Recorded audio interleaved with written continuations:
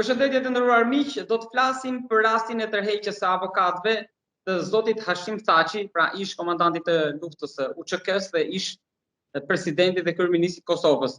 Por çfarë ndodh tani, sa e dëmton kjo procesin, do të flasim me një njohës të mirë të dosjeve, por të funksionimit të gjykatës speciale dhe të ligjeve pra në Kosovë, zotin Artan Qerkini. Zoti avokat, përshëndetje dhe faleminderit që pranua të flasim për këtë çështje. Përshëndetje, faleminderit për juve. Sa e dëmton kjo procesin ndaj zotit Thaçi në gjykatën speciale, tërheqja e avokatëve në këtë moment? Po gjithsesi se tërheqja e avokatit dëmton secilin proces, e sidomos nëse bëhet fjalë për një proces kaq kompleks, siç është procedura e cila po zhvillohet pranë dhomave të specializuara në Hagë kundër ish presidentit dhe të tjerëve.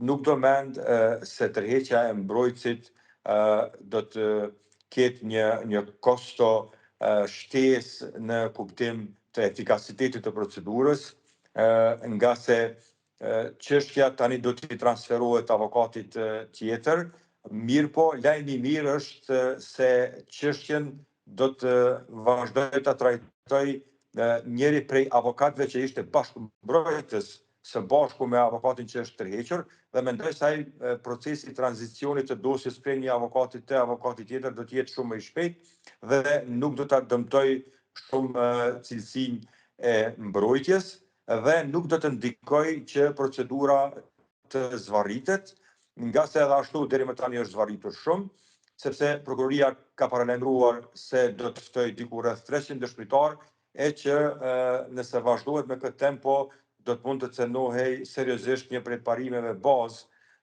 të gjykimit të drejtë, e ai është gjykimi brenda një afati të arsyeshëm. Zoti avokat, si është versioni pra i saktë, pavarësisht atyre që është diskutuar në media? Njërin avokat e paguan qeveria e Kosovës, në mos gaboj një avokat kroat që është zyrtari, dhe avokati që është tërhequr është ai i zgjedhur në mënyrë private bashkë me ekipin e tij që është tërhequr.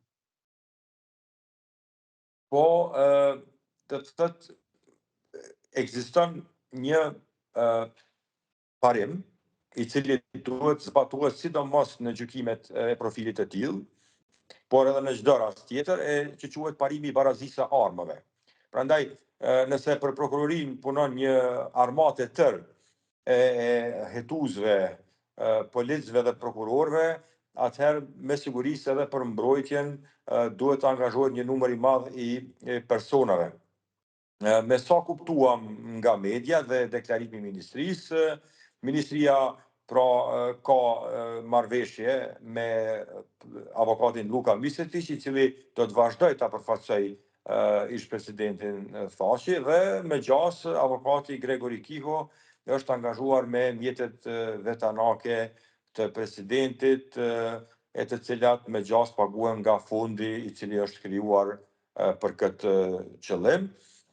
Dhe mbrojtja do të thotë e ka paralajmëruar tërheqjen për shkak të mospagesës, dhe kjo mund të ndodhë dhe rëndom ndodh në situata të tilla, sepse avokatët ndërkombëtar janë mjaft të kushtueshëm. Duhet të theksohet po ashtu fakti se avokati Gregori Kiho nuk është avokat që e ushtron profesionin në Holand, por në Shtetet e Bashkuara të Amerikës, dhe aty mund të kemi shpenzime të ndryshme të qëndrimit, udhëtimit, që në fakt koston e mbrojtjes në disa rrethana e bëjnë të papërballueshme. A mendoni që në këtë proces është në lojë dhe dinjiteti i shtetit dhe qeveria e Kosovës mund ta paguante edhe avokatin tjetër, pra privatin, jo vetëm një që është avokati kroat? Shikoni, besoj se qeveria e Kosovës do duhet të ketë kujdes që palët të jenë të barabarta. E thashë më herët se për prokurorinë punojnë një armatë e tërë e prokurorëve dhe hetuesve, ndërsa edhe për mbrojtjen duhet të angazhohen resurse të mjaftueshme njerëzore në mënyrë që të ketë barazi në mes të palëve në proces. Unë nuk i di mundësitë buxhetore të Republikës së Kosovës, mirë po mendoj se duhet të bëhet çmos që të garantohet barazia e palëve në procedurë. Tek mundësitë më shumë, tek pyetja që u bëra, kisha te fakti që sa shumë që paguhet për energji në veri të Kosovës si servës e paguajnë, ndërkohë që sa kërkon avokati i zotit Thaçi në gjykatën speciale. Dhe kjo e kisha më shumë. Por për të vazhduar më tek po, ju lutem. Po, natyrisht, unë thash, qeveria duhet bëj çmos që të garantoj që në praktikë të zbatohet parimi i barazisë së armëve. Dhe nuk mund të themi se ai parim sigurohet nëse dim se për prokurorim punojnë 50 apo 60 persona, ndërsa ne të angazhojmë vetëm një mbrojtës.